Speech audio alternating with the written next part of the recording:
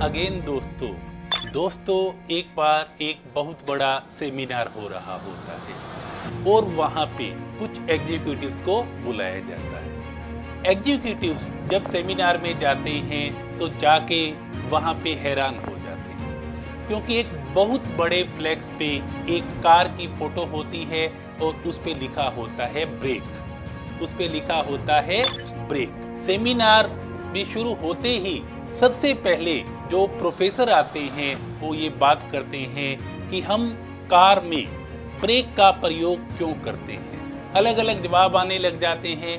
कोई ये कहता है कि हम कार को रोकने के लिए ब्रेक लगाते हैं, कोई ये कहता है कि हम कार की स्पीड कम करने के लिए ब्रेक लगाते हैं, तो कोई ये कहता है कि हम कार की टक्कर दूसरी कार से न हो जाए इसलिए ब्रेक लगाते हैं। लेकिन प्रोफेसर साहब ये कहते हैं जी नहीं, हम कार में ब्रेक लगाते हैं कार की स्पीड को बढ़ाने के लिए, कार को और ज्यादा तेज चलाने के लिए।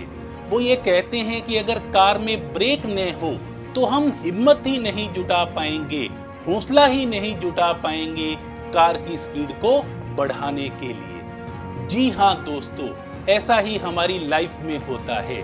हमारी लाइफ में भी कुछ ऐसे ब्रेक होते हैं जो ब्रेक हमारे टीचर्स के हो सकते हैं, हमारे पेरेंट्स के हो सकते हैं और हमारे फ्रेंड्स के भी हो सकते हैं।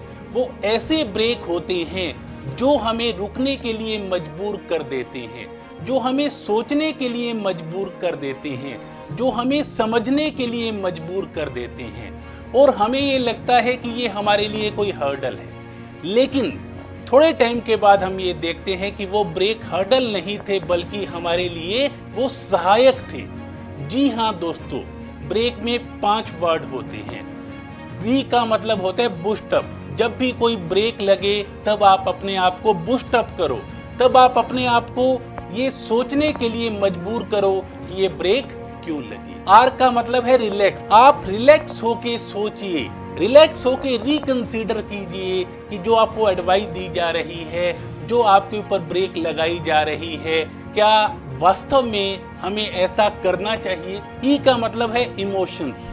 दोस्तों, जो हमारे ऊपर ब्रेक लगाई जा रही है हमारे परिवार के द्वारा, हमारे टीचर्स के द्वारा, वो हमें इमोशनली भी थोड़ा सा सोचना चाहिए। ए का मतलब है आभारी।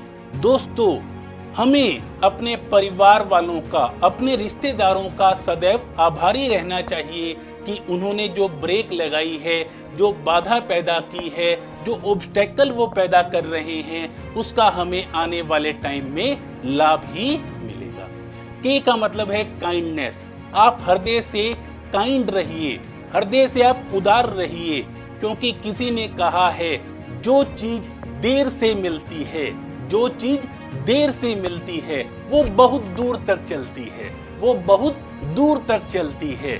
तो दोस्तों, यदि आपके जीवन में कोई ब्रेक आई है तो आप ये सोच लीजिए कि आपके पास वो एक ऐसा टाइम है, एक ऐसा अवसर है और जो आपको अपॉर्चुनिटी मिलने जा रही है वो लंबे समय तक चलेगी, दूर तक चलेगी। तो उस ब्रेक का भी आप जीवन में एंजॉय कीजिए। इन्हीं शुभकामनाओं के साथ थैंक यू सो मच।